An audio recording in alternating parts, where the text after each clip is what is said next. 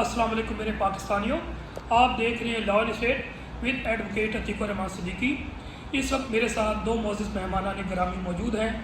President اسلام آباد bar association Shakeel Abbasi صاحب اور ہمارے senior advocate Supreme Court of Pakistan Riaz Hanif رائی،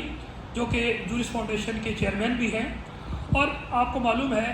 کہ چند دن پہلے ریویو پٹیشن جو فائل کی تھی مبارک ثانی کیس کے حوالے سے، جو کہ قادیانیت کے حوالے سے ہے،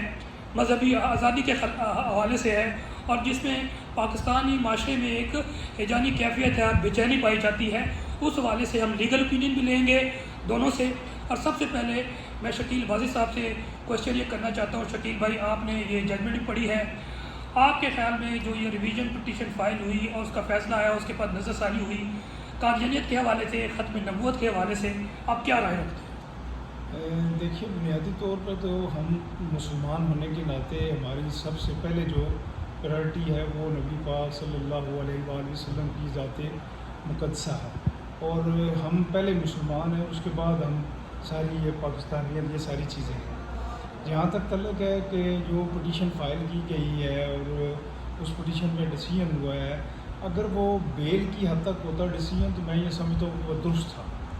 لیکن اس بیل کے بیچ میں جو آبزرویشنیں دی گئی ہیں یا جس طرح اسے ڈیفائن کیا گیا ہے، وہ میں سمجھتا ہوں کہ سپریم کورٹ آف پاکستان کو یہ نہیں کرنا چاہیے تھا۔ اس کے علاوہ جو 295 پی پی سی کے تحت جو مختلف ایف آئی آر درج ہوتی ہیں، اس فائنڈنگ کے بعد میں سمجھتا ہوں وہ اب جو ایگزیکٹو ہے وہ شاید ایف آئی آر درج کرنے میں ریلیکٹنٹ ہوں گی۔ پھر اس کے علاوہ یہ ہے کہ بہت ساری ایسی چیزیں ہیں جو کہ سپریم کورٹ کو وہ ان چیزوں کو میرے خیال میں ڈسکرائب یا ڈیفائن نہیں کرنا چاہیے تھا۔ اگر for the sake of arguments اگر وہ کہیں کہ یہ سیکشن یہ لگنی چاہیے تھی یا یہ نہیں لگنی چاہیے تھی، تو ایسی صورت میں یہ ٹرائل کورٹ کا کام تھا۔ 227 کے تحت ٹرائل کورٹ کو یہ اختیار ہے کہ کسی بھی چارج کو وہ فریم کر سکتی ہے یا اس میں امینڈ کر سکتی ہے۔ اگر سپریم کورٹ یہ محسوس کرتی کہ یہ جو چارج فریم ہوا ہے یہ پراپرلی نہیں ہوا ہے یا اس میں امینڈمنٹ ہونی چاہیے تھی، تو پھر سپریم کورٹ کو یہ چاہیے تھا کہ اس کو اگر ٹرائل کورٹ کو بھیج دیتے تو وہ ٹرائل کورٹ اس کو پوری جو اس کی چارج امینڈ کرنے کے بعد پروسیڈنگ کر کے پھر وہ ڈیسائیڈ کرتی تو وہ بہتر ہوتا۔ اس سے میں یہ سمجھتا ہوں کہ مذہبی لوگوں کی جو ہمارے مسلمان ہونے کے ناطے سے سارے لوگوں کو تھوڑا سا ہرٹ ہوا ہے کہ یہ اس طرح کی فائنڈنگ نہیں آنی چاہیے، اور جو چونکہ مسلمان ہونے کے ناطے ہم سب کی اٹیچمنٹ جو ہے نبی پاک صلی اللہ علیہ وآلہ وسلم یا قرآن پاک کے حوالے سے اگر دیکھا جائے تو وہ ہے، لیکن اگر کوئی ایسی آبزرویشن آتی ہے تو اس سے ڈیفینیٹلی جو ہمارے تمام مسلمان ہیں جو اس سے ہرٹ ہوتے ہیں۔ جی ریاض بھائی، آپ سے ہمیں قانونی پیورلی، کیونکہ آپ بڑی ڈیٹیل میں اس معاملے کو جانتے ہیں، right from registration of F I R, اس کے بعد ٹرائل کورٹ میں ہوا، پھر ریویژن، پھر نظر ثانی، اس حوالے سے ہمارے عوام کو آن پوائنٹ آف لا بتائیے گا کہ یہ کیس مبارک ثانی کیا ہے، مختصراً آپ نے اس کو اب جس بتا دیں۔ بسم اللہ الرحمن الرحیم۔ عتیق صاحب، اپنے پروگرام میں بلانے کا بہت شکریہ۔ تو میرے بھائی شکیل عباسی صاحب نے، محترم پریزیڈنٹ صاحب نے بات تو ایکسپلین کر دی ہے، تو میں بھی قانونی جو نکات ہیں اسی کے اوپر ہی بات کروں گا۔ تو شکیل بھائی نے بتایا کہ یہ ٹرائل کورٹ کا اختیار ہے کہ 227 میں وہ ججمنٹ دینے سے پہلے کسی وقت بھی وہ چارج کو امینڈ کر سکتی ہے۔ تو یہ تو از خود کیونکہ قانون نے اختیار دیا ہے، نہ بھی یہ بھجواتے یا انٹرٹین نہ بھی کرتے تو ٹرائل کورٹ کو اپنے اختیار کا تو ویسے بھی پتہ ہونا چاہیے تھا۔ اب آئین پاکستان جس عبارت سے شروع ہوتا ہے وہ وہاں سے شروع ہوتا ہے جہاں لکھا ہوا ہے کہ sovereignty over the entire universe belong to Allah almighty alone and the authority to be exercised by its people within the limits prescribed by him as a sacred trust۔ تو یہاں پہ جو لوگ ہیں یہ امین ہیں، اور یہ امین کی حیثیت سے اپنے اختیار استعمال کریں گے۔ خدا کی کتاب ہے قرآن پاک، خدا اس کی حفاظت بھی کرنے جانتا ہے، خدا نے جس نے پوری کائنات چلانی ہے، اور وہ اس خدا نے خود قرآن پاک میں فرمایا ہے کہ ہم اس کی حفاظت بھی کرنے والے ہیں۔ اب تفسیر صغیر جس سے ممنوع کتاب بھی یہ کہتے ہیں اور اپنے فیصلے میں بھی لکھتے ہیں کہ ممنوع کتاب ہے، اس کے بارے میں نظر ثانی کرتے ہوئے جو آرڈر کیا ہے پیرا 42 میں کہ یہ اپنی نجی محفلوں میں اسے پڑھ سکتے ہیں، گھروں میں اپنے پڑھ سکتے ہیں اور اپنی عبادت گاہوں میں اسے پڑھ سکتے ہیں، تو یہ تو اس کو پروٹیکٹ کرنے کی بات ہو گئی کہ جو قرآن پاک میں تحریف کی ہے، تو یہ تو پھر 295 بی اس میں لکھا ہے whosoever may be، جو بھی ڈیفائل کرے گا اور جو بھی تحریف کرے گا اور یا جو اس کو تحفظ کرے گا وہ تو جرم کا مرتکب ہوگا۔ تو یہ تو کچھ مجھے اس طرح سے نظر آ رہا ہے کہ یہ تو خود سے سپریم کورٹ نے آرڈر پاس کر کے تحفظ فراہم کیا اور جرم کا ارتکاب ہوا ہے۔ تو یہ بہت سارے مذہبی لوگوں کے جو جذبات ہیں یہ کنٹینیوسلی مجروح ہو رہے ہیں۔ اس سے پہلے جو آرڈر ہوا تھا، جو اوریجنل آرڈر ہے سی پی جو کرمنل پٹیشن 1054 L/2023 جو انہوں نے انٹرٹین کی ہے، وہ بھی اس کے اندر بھی قرآن پاک کے آیات کا حوالہ دیتے ہوئے یہ کہنے کی کوشش کی گئی ہے کہ دین میں زبردستی نہیں ہے۔ دین میں زبردستی واقعی نہیں ہے، دین زبردستی کرتا ہی نہیں ہے۔ اگر تو یہ اقلیت اپنے آپ کو تسلیم کر لیتے ہیں قادیانی، تو کون سا یہاں پہ اس کمیونٹی کے اندر اقلیتوں کے حقوق ہیں، مخصوص نشستیں کی گئی ہیں، آئین میں ان کے حقوق دیے گئے ہیں، مگر اگر مسلمان کہہ کر وہ اس طرح کی تحریف کرتے ہیں یا اس طرح کا انحراف کرتے ہیں تو وہ ایک کویشچنیبل بات ہے۔ جی سر۔ جی، اس کے علاوہ میں کوشچن یہ کروں گا کہ جو انہوں نے without involving jurist, Islamic jurist, یہ سارا کچھ کیا اور interpretation of not only constitution بلکہ انٹرپریٹیشن آف دی شریعت کی ہے، کیا میں سمجھتا ہوں کہ یہ انہوں نے آئین سے متصادم اور شریعت سے متصادم فیصلہ نہیں کیا؟ دیکھیں عتیق بھائی، اس کا بیک گراؤنڈ ہے کہ یہ کیا ہے۔ اس سے پہلے جو ہے جڑاں میں 19 اگست کو یہ قاضی صاحب وہاں پہ گئے تھے اور بلاسفیمی کا ایشو تھا، تو انہوں نے کرسچن کمیونٹی کے ساتھ اظہار یکجہتی کیا تھا۔ تو اس کے بعد پھر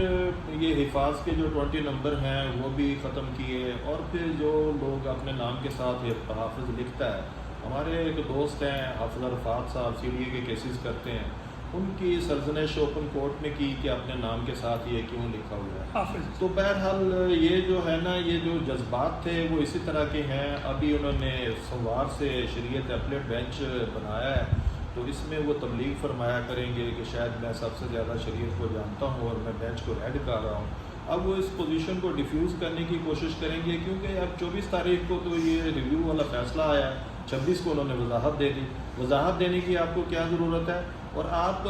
جو تعلقات عامہ ہے، پبلک ریلیشن آفس ہے سپریم کورٹ کا، اس سے آپ پریس ریلیز دلا رہے ہیں، وہ کس قانون کے تحت ہے؟ دیکھیں، جب کوڈ آف کنڈکٹ کا آرٹیکل 10 ہے، اس میں لکھا ہے کہ ججز shall speak through proper written judgment, کہ وہ قانون سے اور ججمنٹ سے بولیں گے۔ جب ریویو کا فیصلہ دے دیا تو اس کے بعد ان کا کوئی پریس ریلیز دینا نہیں بنتا۔ یہ پریس ریلیز دینا اٹ سیلف ایک گلٹی کانشیس کی نشانی ہے۔ 26 تاریخ کو یہ واقعہ ہوتا ہے اور 28 تاریخ کو ایک جو نائب امیر ہیں ٹی ایل پی کے، وہ ایک سٹیٹمنٹ دے دیتے ہیں، اس سے پھر ایک کھلبلی مچ جاتی ہے، جس کو پروٹیکٹ کرنے کے لیے حکومتی لوگ، جس میں ہمارے دوست اعظم نذیر تارڑ صاحب اور خواجہ آصف صاحب، احسن اقبال صاحب، سارے چیف جسٹس کو ملائن کرنے کے لیے بیان دے دیتے ہیں، اور چیف جسٹس بھی اس کے اوپر خاموشی کا اظہار کرتے ہیں کہ جی ٹھیک ہے، قانونی کارروائی ہونی چاہیے۔ اگر یہ راسخ العقیدہ مسلمان ہیں تو ان کو کہنا چاہیے کہ یہ میرا اور خدا کا معاملہ ہے، میں کسی سے بدلہ نہیں لینا چاہتا، اور نہ میں چاہتا ہوں کہ حکومتی مشینری میرے حق میں استعمال ہو، کیونکہ حکومت تو میرے پاس ہر دوسرے کیس کے اندر فریق ہوتی ہے، اور اگر یہ حکومت سے میں مدد لوں گا، کل کو مجھے فیصلے کرتے وقت ان کا بھی خیال رکھنا پڑے گا اور میں حکومت کے خلاف سلو ہو جاؤں گا۔ تو اب یہ جو ہے نا سلسلہ کار جس طرح سے یہ چل رہا ہے، پھر ان کو کیمرے کے سامنے آنے کا بھی بہت شوق ہے۔ دیکھیں، جج eager of publicity can not remain impartial. جو جوڈیشری کی جوڈیشل نامز کی سب سے بڑی خوبیاں ہیں وہ یہی ہوتی ہیں کہ جج غیر جانبدار ہو، جج آزاد ہو، جج انویزیبل ہو، جج نظر نہ آئے، اور اگر یہ نہیں ہے پھر وہ جج کی ڈیفینیشن میں فال نہیں کرتا۔ سر ایک اور کویشچن ہے کہ جو انٹرنیشنل سینیریو میں دیکھیں تو پاکستان میں نا